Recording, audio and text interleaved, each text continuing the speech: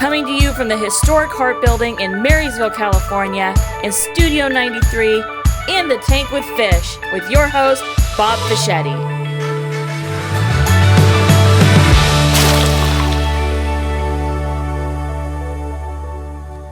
Well, here we are. Now, today, I'm in a much more relaxed mode. It's not, here we are with another adventure. It's like I met this incredible gal, and you guys are going to get to meet her. She was at the ballpark watching a High Wheelers game, and I walked over and sat down next to her because I noticed a lot of old men were sitting next to her. It turns out she was related to them. But anyway, today we're going to be talking with Andrea Gardner. There's no D. Gardner. Gardner. Yeah. Yeah, maybe we'll ask her if she does any gardening. But anyway, Andrea. Not well. Hi. Excited to be here. Yeah. And then we got to talking. I sat down with you, and it was like, like within 5 minutes, we were just like, here's my life. Sharing all the stories. Yeah, and I was like, I like this gal. Aww. You know, it's like, it was really easy because you're very comfortable in your skin. Oh, you know, thank you. And, that's not a quality that you find immediately in somebody. And so I don't know. I don't even remember what happened with the game. Because I actually don't either. Because we were like talking about everything. And so I got to find out a little bit about you, but we're going to let other people find out about you. All right. So where were you born and raised? Yeah. Well, I was born in Fortuna, California, south of Eureka, over on the coast. My mom's family is from Humboldt County. And so we lived over in the Eureka area until I was about 3. And then we moved to Redding. And that's where I grew up, was in Redding. Well, I'm surprised if your family was in Fortuna that your name isn't Moonbeam. It's true. And Rainbow Girl. It's a very accurate portrayal of Humboldt County, especially Fortuna. And my mom tells me that she went to the hospital in Fortuna for that reason, because they were even more laid back than Eureka. Yeah. And that was kind of the place to go if you wanted a more relaxed, natural, environment, I suppose, for birth. More relaxed than you get in Eureka, which I'm not sure how you do that. We're going to put you under this pine tree. Correct. Because the vibe from the pine tree is amazing. Right. We're just going to lay out on the beach and just, see what happens. So, but you grew up in Redding. I grew up in Redding. Redding's hot. It's very hot. I've actually flown in there in a light plane, and we couldn't fly back out. I believe it. Yeah, the heat. And I believe it. The guy told me that, and I went, what? Yes. And he said, yeah, we have to find a hotel. And I'm like, oh, yeah, Redding's got lots of hotels. Yes. Lots of choices. Yes. It's very opposite of Eureka, where, and I think Erik and I, my husband, we love the coast. His family is originally from Del Norte County, and so both of us have that redwood coast in us that we just love, the fog and the ocean, and Redding could not be more different, more sunny days than many cities, and it gets very hot. And I was explaining that to somebody at the game the other night, that they said, well, it's not that different than here, right? And I said, oh, but it is, because even if it's only a few degrees hotter, it just doesn't cool off at night there the way that we do. Even the last few games, the breeze comes in the evening and it really brings the temps down. And Redding, it really you just cook. Yeah, I'm watching people at the games. They're bringing a sweater. Yeah. People are like, why are you bringing that? Right. And it's like, it really does. It's getting cool. When that wind kicks in, and it's funny because it won't even be that cool, but I think the difference between it being so hot in the day and then when that wind kicks in, it feels so much cooler. So you ended up in Redding. I did. And you went to high school there. I did. Okay. Yes. So at what point did you say, I know what I want to do in life?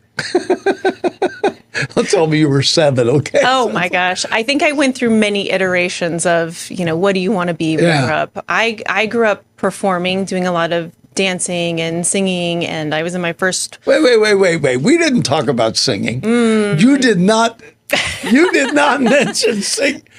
I might have... Kurt, go get my guitar. No. I might have slid that one under the rug. Yeah. But yeah, I was in my first performing group when I was like 3, and I have one older sister. She's 5, so I was one of the youngest ones, and I did a little bit. Then I got into softball, and I played softball for through like elementary school. I was very into softball, and then I had friends from softball who were doing more performing arts, and I always kind of thought, oh, I want to do that, but I went to a very small private school that didn't have a lot at the time. They're much bigger now, but they didn't have a lot. And in 5th grade, I did a solo at the Easter show that they had, and I just fell in love with it. And I begged my parents to switch to public school where they had, all the groups singing and dancing and show choir and band. And a lot of my friends from softball, even though they came from different elementary schools, were all going to be going to the same middle school. And so I was hearing about, the groups that they were auditioning for, the softball team they were going to play for. So I begged my parents, and they said, okay, you can try out for this group as a show choir group, singing and dancing. If you make it, we'll let you go. If you don't make it, then you need to stay. And I think they thought that there was just no way that I was going to make it. And that's the only reason why they made that promise. They had not yet realized how determined you were. Determined is the exact word. That's the exact word. I was like, no, I'm going to do this. And so I tried out and I made it. So I got to switch. And then it was, that age where you kind of have to decide what you want to do. I was trying to play softball still too. And I was getting into more and more performing groups. I was in band, playing saxophone in band, where I met my husband. What? Saxophone? Yes. Erik plays too. That's how we met. We both played alto saxophone and sat next to each other in band for many years. I like Erik now. I liked you before, Erik, but honestly, we don't get that competitive with things, but with saxophone, we still talk about. Man, I do remind him that he started younger than me, but he was first chair, and I had to work my way up to that. But yeah, that's how we met. So once I got into music, I kind of had to let softball go because I realized that they're at the same time, and so I just kind of grew from there and got into vocal jazz and got more into dance and just continued doing performing arts through college. Yeah, I played sports, and I can't really tell you the first time, but somewhere along the line, I picked up a guitar. And I just knew there was something right about it. I mean, I couldn't really play anything, right? It took a while, but yeah, there is a transition that happens. Yeah. And and I still would play sports, and I still love baseball, right? I mean, I just grew up playing baseball. Yeah. And, but yeah, there is something that happens. And I think once music gets under your skin, it really, it's like with sports, you're going to age out. Yes. Because I put in for the High Wheelers to play shortstop, and they turned me down. Wait, you're laughing. I was dead serious. I'm sure you were this close. Well, I told the guy, as long as they hit it up in the air, if they hit it down, I can't bend over. But he was like, he looked at me, he said, we already have a shortstop. We're covered. But we need you in the booth. Yeah, I'm good up there. You got a microphone waiting for you. So wait a minute. Now I got to go backtrack. So you met Erik playing music. Yes. Come on, you made beautiful music together. That's not a cliche. That was true. It's funny, though, because people will say, how long have you known your husband? And I say, well, we've known each other since middle school. And they're like, oh, high school sweethearts. And I say, no. We were not. We were competitive. We ran in very different circles. So we were not really friends. I saw him in band, but that was the only music thing he did was playing saxophone in band. And then he did more sports, whereas I did a lot of other, music, singing and dancing. And so we just didn't really run in the same circles. And even in high school when we played band together, we really didn't hang out much. So you knew each other? We knew each other, but yes. You weren't dating? No.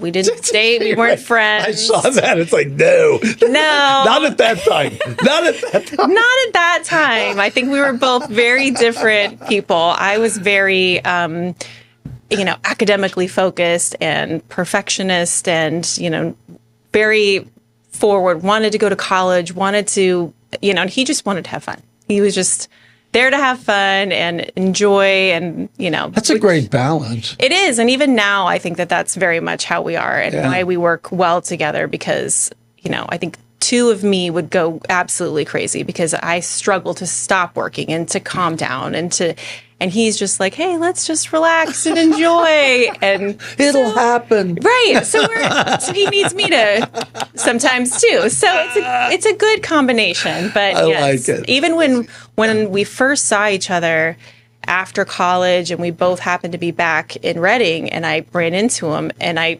literally said, Erik from band? Because that's just the only way I knew him was Erik from band. And it was like, oh, hey. Oh, so you guys where'd you go to college? So I did my first 2 years of undergrad at UC Irvine. And I started off as a cognitive sciences major because I didn't really know what I wanted to do. I spent so much time dancing and performing, and my parents said, dance major is not a real major, so we need to do something academic. Yeah. And then I fell in love with film when I was in Irvine. And so then I ended up switching my major there to film studies, which is what they had. And then I transferred to NYU for film and television production. So you went back east. I did, yes. So you were back in my neighborhood. Yes, that was culture shock. I mean, it was shocking. I think going from Reading to Irvine down in Orange County, even though it's still California, but as you know, two very different worlds. And then to go from that kind of laid back beach environment of Orange County to New York, which is so fast paced and nobody waits for you and everyone has an agenda and everyone's go, go, go, was like, whoa, this. And then, of course, the weather was just also quite shocking. Oh, yeah. You went from Reading, where it's 110 in the shade during the summer, to New York, where you're shoveling snow.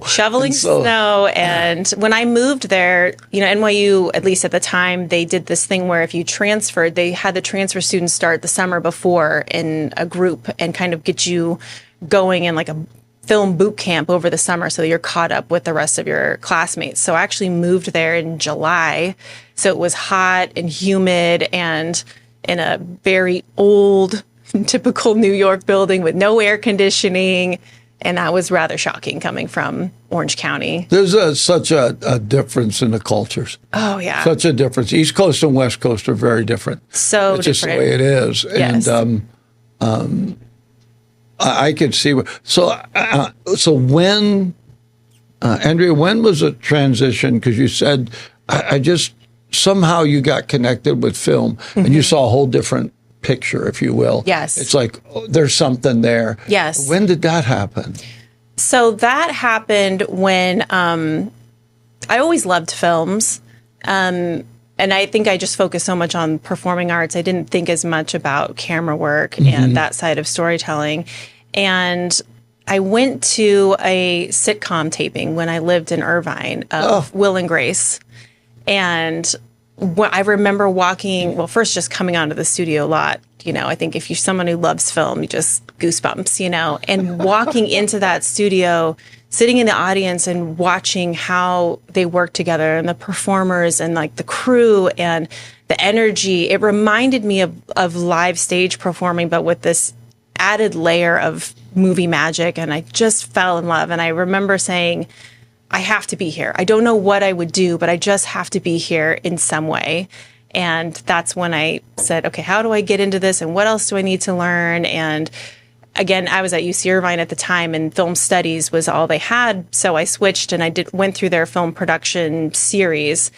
And then I was looking at film programs and the classes, and I thought, this is something you can major in? These classes are just fun compared to if I continue on with cognitive science. Bye-bye. Right. Not quite as fun. Still interesting. And I actually have a related master's degree now. But that's when I really just fell in love with it, was seeing it up front and seeing the performance and seeing how everyone worked together. And I just was like, oh, man.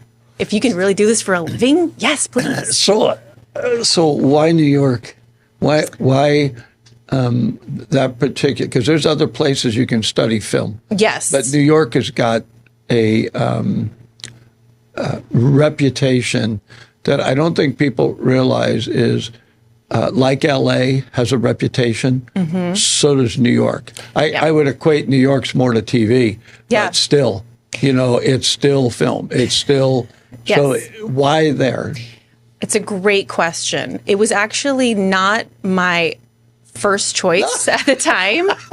And not because, NYU has such an incredible reputation, but the idea of moving to New York was very intimidating. I'd only been there once on a trip, and it was during the winter time. And I just remember it had a very cold, dark vibe. And I loved Orange County. I loved living down there. I still love visiting there.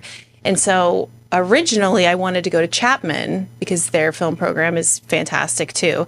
And so I had applied there, and, when you apply for transfer, it's all, the deadlines are different, the requirements are different. And I had applied on time, and I had to submit some letters of recommendation, but they had to submit them for me.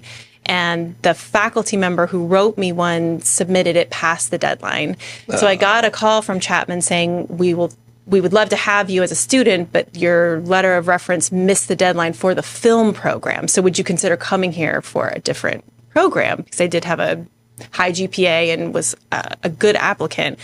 But I thought, no, I don't want to switch schools for something that's not what I really love. And so I had filled out a couple other applications. Where is Chapman?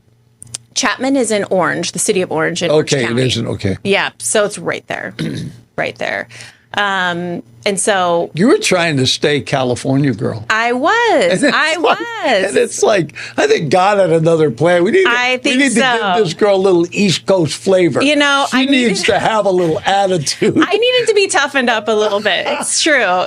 It's true. I remember one of my first days in New York, I went to a Starbucks, and I was just, again, used to the laid back Orange County vibe. And I waited in the line, and I got up to the front, and they said, what do you want? It was, that very fast New York. And I said, and she went, next, to the person behind me. And I was like, wait, what? What's happening here? And I quickly realized, this city does not wait for you. No. And you need to be on it and on top of it, and no one's going to, coddle you through anything. So toughen up, Buttercup. And so it was a really good experience for me. I met amazing people. New York is so full of diversity and people from all over. And my close friends were from New Orleans and Philadelphia and Iowa and and many European students there. And, it was quite intimidating at first, especially when you hear, it's NYU. So, celebrities' kids are there, or, people who are coming in that are from these, East Coast, very prestigious high schools where they've already had extensive film training. And I'm like, I'm from Reading. I'm just getting into this in Orange County. Okay, I've got to catch up. But it was a phenomenal experience. It would have been a great opportunity for you to shove a flower in your hair and call yourself Moonbeam. 1,000%. You could have just, and then they would have all understood. Right? I already had to explain to many of them. They would say, oh, you're from California, so do you surf? Yeah, exactly. No. Exactly. Do you drive a convertible? No. Have you heard of a place called Reading? No. Reading, Pennsylvania? No. Different one. Yeah. But even when I was at UC Irvine, there's a lot of Southern California residents who attend there. It's at least at the time, this was a while ago, but it was definitely a bit of a commuter school. So a lot of the kids would go home on the weekends, and they were local. And many of them who I met had never even been north of the Grapevine. A few had maybe flown into San Francisco, but none of them knew where Reading was. None of them had even been outside of the Southern California bubble. So they would say, I don't know, where is that? And I'd say, well, you see I-5 right there. Just get on it and stay on driving. it. Just go, and you'll see a whole lot of nothing, and you'll think, am I in Oregon yet? Nope. Just keep on going, and then you'll get to Reading. And there's mountains, and there's lakes, and, Oh, my gosh. It's funny, because if you took a map of California and you put it, overlaid it on the East Coast, we don't think about it, but if you drove from Reading to L.A., if you were in that map overlaid, you would drive through 5 states on the East Coast. Yes. Because they're so close together. It's sort of like Europe. You can go visit a whole lot of Europe from any country. Right. Right. Well, it's that way on the East Coast. Right. It's true. Except for if you're in New York, you just You just act like New Jersey doesn't exist. That's a world away. It's New Jersey. You have to get on the PATH train and go under, which I actually used to do quite a bit. I think I struggled to let go of the California habits. And so the closest at the time, the closest Target was over in New Jersey. And so I would take the PATH train sometimes on the weekend and then walk to Target because that felt normal to me. Yeah. You know, Yeah. you have to get used to the New York stores and the very small. Well, yeah, in New York, it's not called Target, it's Target. Target. Target. That's the fancy Target. Shopping. It's true. It's true. I remember there was a very large Kmart. I don't even think it's still there, but it was near NYU and it had its own subway stop. And so like when you pulled in on the subway train, you saw like the Kmart and you just go in there and that's where everybody got everything because it was the one store. But I do remember when I was living there when Trader Joe's opened in Union Square and that was a big deal. It's, you know, I've lived in a lot of places, including overseas, and have traveled a lot. And I just think it's good for you. Yeah. And so probably you, I understand, even here on the West Coast, the difference between Redding and Orange County, LA is, you know, when I first came to California, I had a girlfriend out here and I came out and stayed with a friend. It was in Orange County. And my very first job there, I worked at a 7-Eleven and got robbed at gunpoint. And I was like, welcome to California. Oh, no. We made a great impression. Yeah, it did. But the ocean was close and I loved it, right? Oh, gosh. And so that's been a really good experience. So when you were back on the East Coast, you were at NYU. So were you really focused? And here's what my degree will be in. And what did you walk away from there with? That's a great question. I think I learned a lot about the industry and about roles and about just how complex it is. And the way NYU does it is that you can focus on either film or television. So I focused on television. And then I also minored in producing. That was an optional minor that you could get because I love the business side of storytelling as well. Yeah. I love the creative side too. And I got the opportunity to do a lot of different things, to try different roles. I got to take a number of acting classes and to be in front of the camera for a bit. So I feel like I got to try a lot. And then just, you know, I got to experience a little bit of the area. Looking back, I wish I had spent more time traveling outside of the city while it was right there and so handy. I was on the ballroom team, the competitive ballroom team for NYU. So a lot of the traveling I did was when we, you know, were competing in different places. So yeah, you didn't really get to see much. But I didn't do a lot. I was very focused on, you know, the academics and doing internships and whatever I could. That so being was said, that 2 years? It was 2 years that I was there, yes. And I came home like the summer in between my junior and senior year. I worked at the ABC affiliate up in Redding and was a floor director running the cameras during the week. And then I ran the audio board on the weekends. So that was that gave you opportunity because of that. Had you, I don't know, maybe even if you just stayed in LA, but having gone to New York sort of added that so that it was easy for you to get in the industry, do you think? You know, I think that when I moved, so after I graduated, I moved back to Redding for a little bit and I did like some local musical theater for the summer. I was working at Starbucks. And I was just trying to get my... So when you were working at Starbucks, you'd say, next! I mean, did you start treating right? like you were in New York? I had to bring it back down to California calmness. So somebody gets there and they're going, right? Look out for this girl. Maybe. And then I was just trying to get work in LA and would just go back and forth. So this was... you know, quite a while ago now when, you know, we still faxed. I don't think anyone faxes anymore. But I was faxing my resume to some different production companies, mainly in reality because the writer's strike started around that time. Yeah. Not this last one, but the one before then. And then some of the work that I did in my internship in New York was reality. So I was kind of targeting some of the same reality shows that were, you know, sister companies or the same production company that was producing shows on East and West Coast. And then when I would get picked up for a day or two for PA work. I would hit up a friend in LA. Can I sleep on your couch? And load up the Civic and, drive down to LA, do the job, sleep on a couch, come back. And I just kind of did that back and forth for a little bit until I got a full-time job in LA with, so my parents used to own a supermarket in Redding. And so they were connected with a number of different independent grocers. And my dad connected me with one in Burbank where he owns the market. Wonderful guy, wonderful family. And they also own a catering company that worked with all the studio lots, doing a lot of the craft services. So he had offered me a full-time job being a sales rep for them, which was great because then I could go to the different studio lots and meet different people and also be trying to get separate work. And so I kind of used that as a bridge going down there. But, it was really, I talked to so I teach film right now at Sierra College.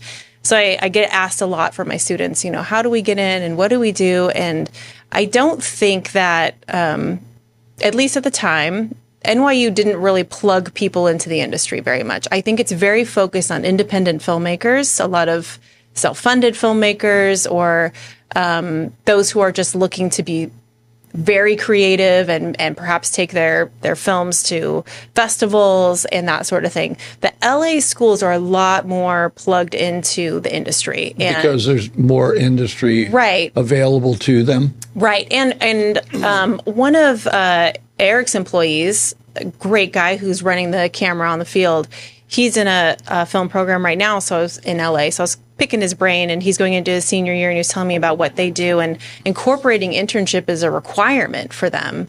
Whereas when I was trying to be an intern, I had to beg them to let me be, for NYU to sign off for me to be an intern. They made it very challenging. So I think because of that separation and because they focus so much more on the art and the independent work, which is great if that's what you're looking to do. But it was almost, if you were to say, I really want to be, working for one of the studios or something, it was like, oh, that's a sellout.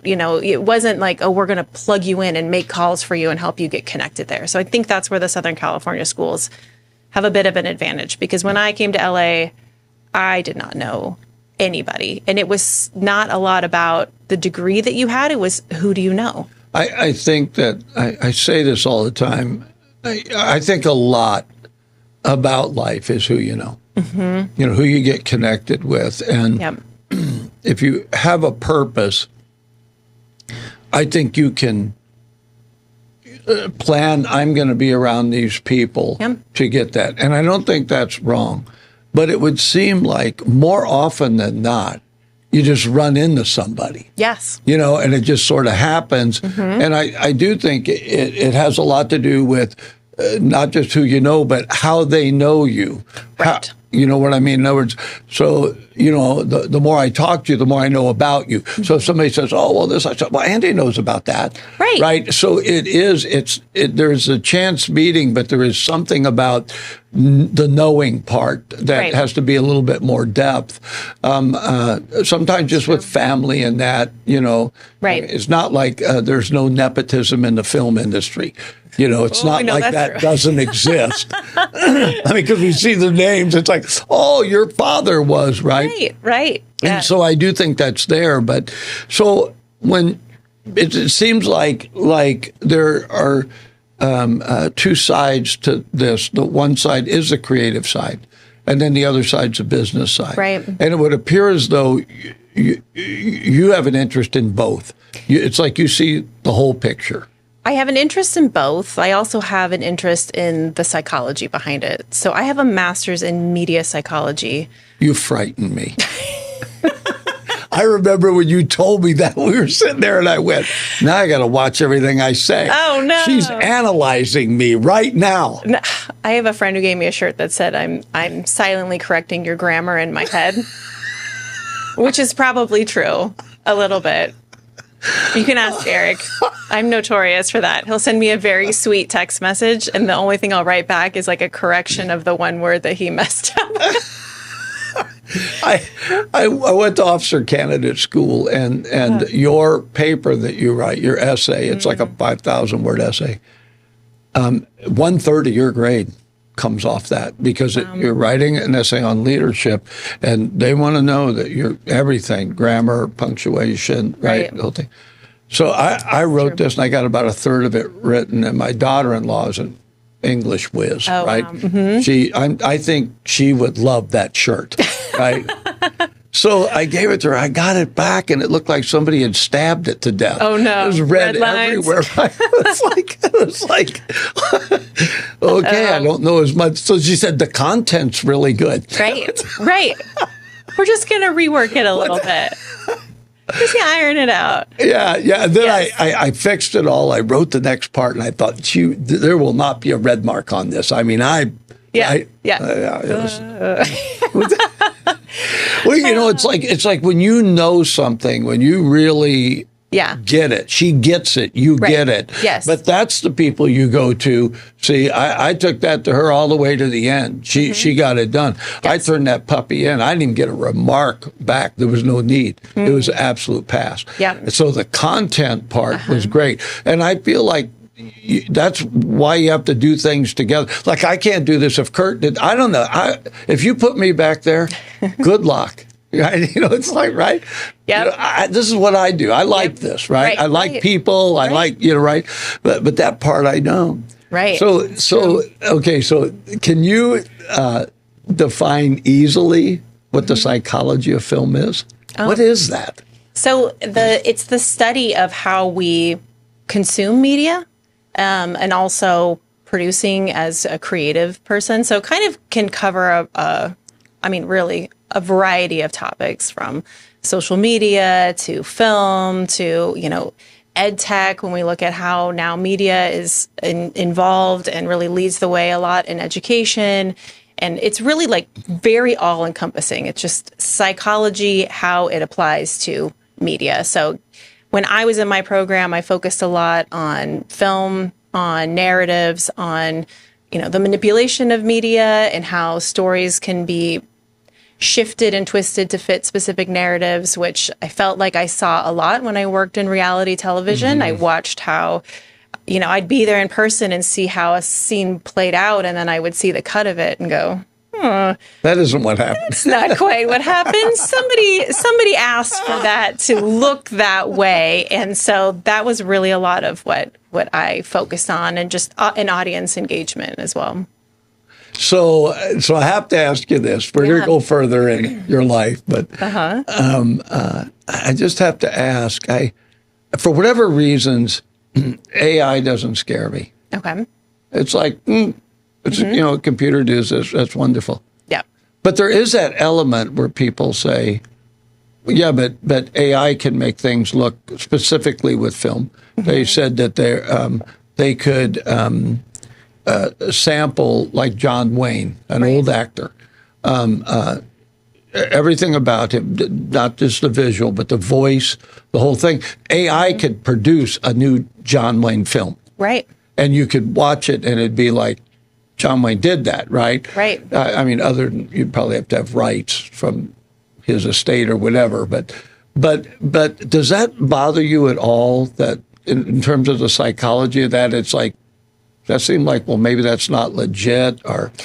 It does worry me. It worries me a little bit. You know, something that I'm really passionate about is media literacy, and especially for our upcoming generations, and them being able to consume media in a very thoughtful way, and to be able to disseminate truths from, you know, perhaps a bit of manipulation. I spoke on a panel at South by Southwest EDU earlier this year, and we dove into this quite a bit because we talked about it was the power of film in classrooms. We talked a lot about documentary film, but in discussing documentary film, you really have to look at this space of what am I consuming? And I think we already had a challenge before AI, and that's what I had focused on, was just who's telling the story, where's the angle coming from, and I always encourage my students, you know, to look deeper into who's paying for it, is there an agenda? Let's, you know, before we react emotionally, let's kind of take a step back. So then when you layer AI into it, and then you really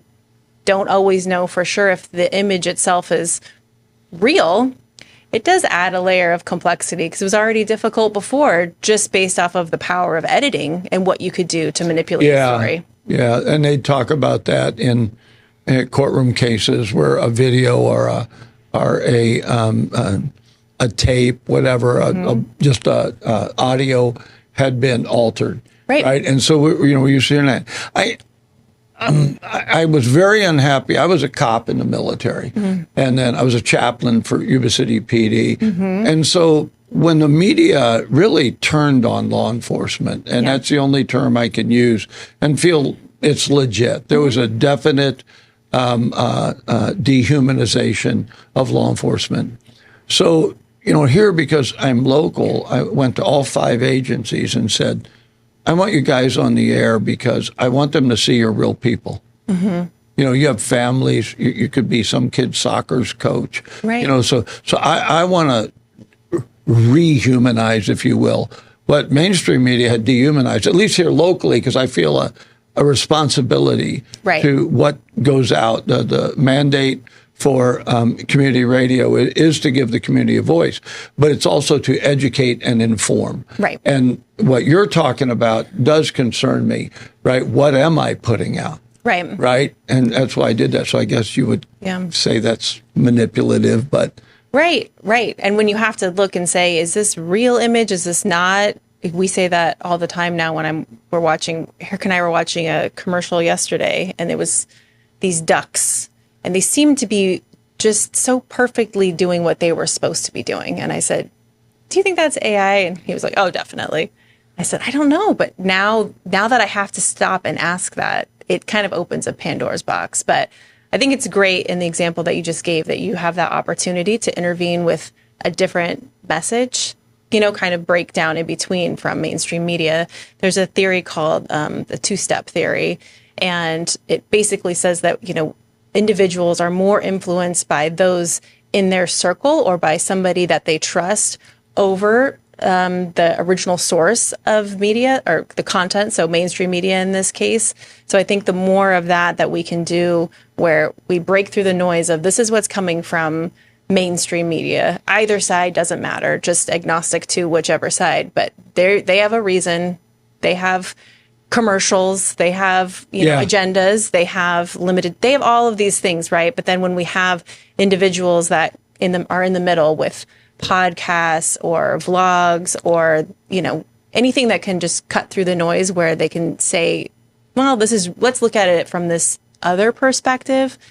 I think that is what helps people with this process of media literacy, and that's what I always encourage my students, our kids, is don't just, listen to the first thing you hear. Take a step back before you react and see if maybe there's another side of this. Maybe there's something else to consider before we just jump to our reaction. I feel like we're in a different era and there's been a real shift in our society. And for a long time, you just felt like you were being told you need to believe this. Right? And you're hearing it from a multitude of sources. But I think innately there's something that says, I don't know if I believe that or not. Right. And is that what you're telling your kids? Don't just buy it because it's out there. Right. Even if it's coming from multiple sources, doesn't make, because we all know the only real truth comes from Facebook. Right? Oh, Facebook. Abraham Lincoln said so. I feel like there's this funny generational thing. So I'm, in the millennial group, and then there's, like my parents' group, and then, there's my kids, and we all are consuming media in such a different way. And, we kind of either grew up with it and it's normal, or we're inundated with a level that we've never experienced before, or we're somewhere in between where I think us millennials, we had the benefit of not really having it until we were a little bit older. Oh, yeah. Internet. I remember when AOL came out and we were all able to access. I was like middle school when that happened. And then, Facebook, which was the Facebook when it first came out. I was in college at UC Irvine. I remember when the Facebook came out. So we kind of got to experience both. Whereas, my parents' generation, this was not their normal for a very long time. So it's a lot of information. And when they're used to trusting from media sources, and now it's just, there's so much from so many different ways, and you really have to filter. And then you've got my kids that this is normal for them to consume this much and have this many options, but yet they don't have yet the maturity to be able to filter, decipher and discern that, right? What's really going on there? Yeah, right. Yeah, I think we're in an age where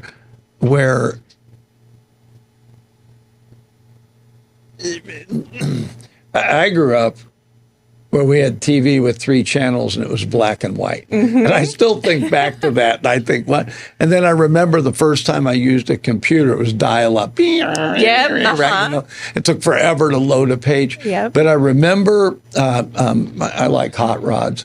So I remember going on there and looking for a 1932 Ford Hopper. And the next thing I know, I'm in Indiana, right? Some place where these are for sale. And I'm like, and then it hit me. And then I went to the Smithsonian Institute.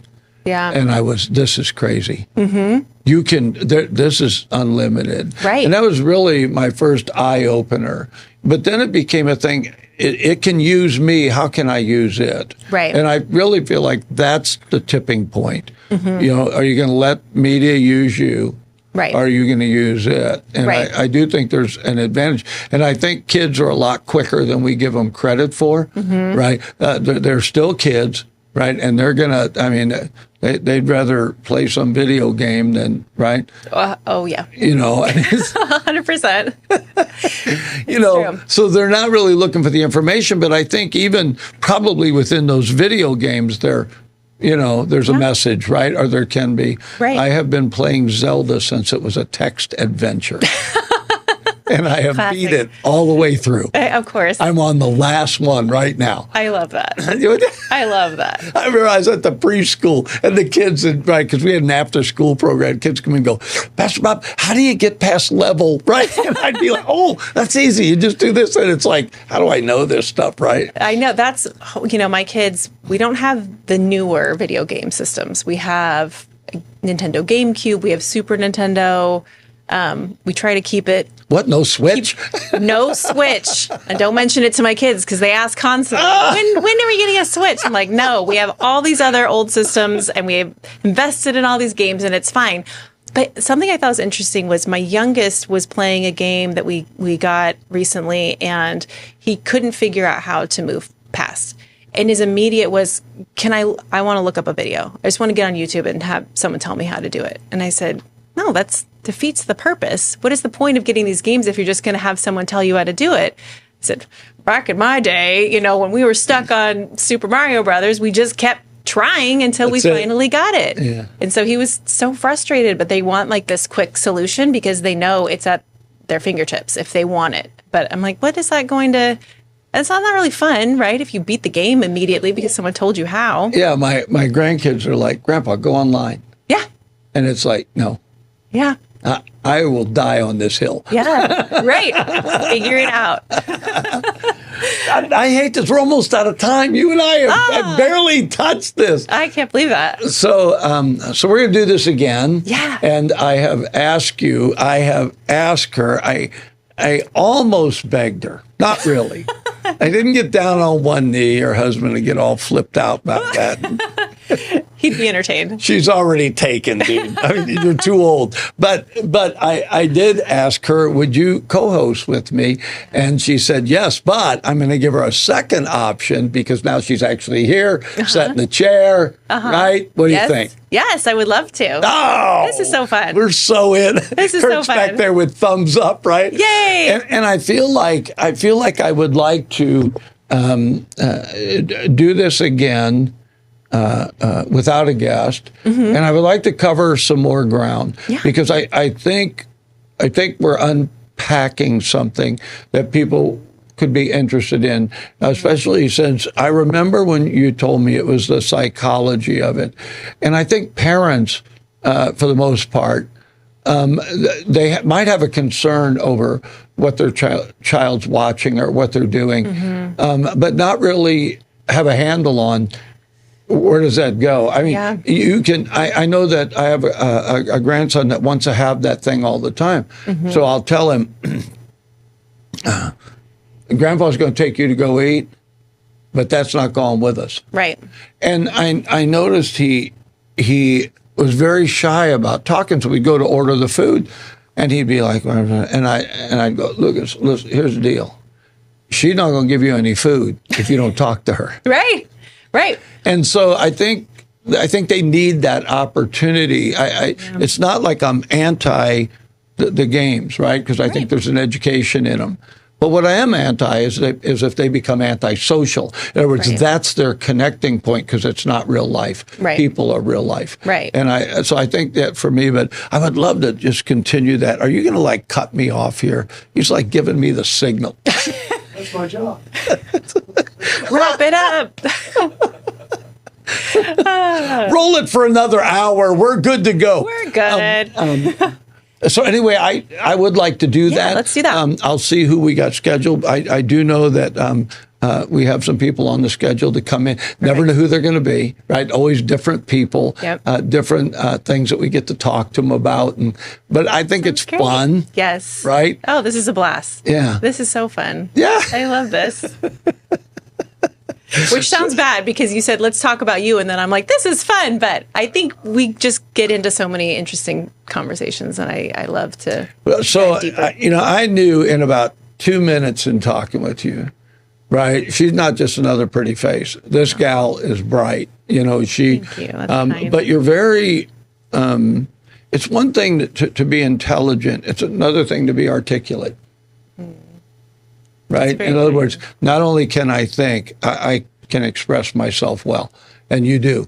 And so I think that's the part that I was like, oh man, we could talk for like days. I also get very uncomfortable with compliments. So if I start turning very red right now. Oh, Kurt and I are going to smoke you then. Oh my gosh. Erik does it on purpose just because he knows it makes me like, let's talk about something else. Look at that plant. But thank you. That's very kind. I enjoy it. This is a blast. All right. Well, we'll see who we get to come in. Right. So Andrea Gardner is the new, and so we have to come up with a name, right? But this is what you get for braving the tank. Oh, I love it. Thank you. I drink a lot of coffee, so this will be well used. I don't know if you can take that to Starbucks and tell them, hurry up, would you fill this? They'll say, you're not in New York anymore. Yeah, relax. Exactly. It's Marysville. Yeah, but we're like, this isn't even Sacramento. There's such a truth in that. Yeah. There's such a truth. People tell me I still have a little East Coast. Yeah, going on. It's like, oh, you talk too fast. I'm on radio. Well, I mean, I only lived there for 2 years, and I still find myself every now and then with a little water, a few of those random things that just stuck. I'm like, oh, shake that off. Oh, thank you. All right, so we're going to do this. This is going to be fun. We'll see who the next guests are. I want to remind you guys to, I could never get this right. Like, share, subscribe, follow. Check. And leave a message. Leave a comment. I'm not reading the comments. I should read it. That's probably why I don't. We'll see you next time. This has been In the Tank with Fish and Andrea Gardner. So it'll be Fish and Andrea. We'll come up with something. Something.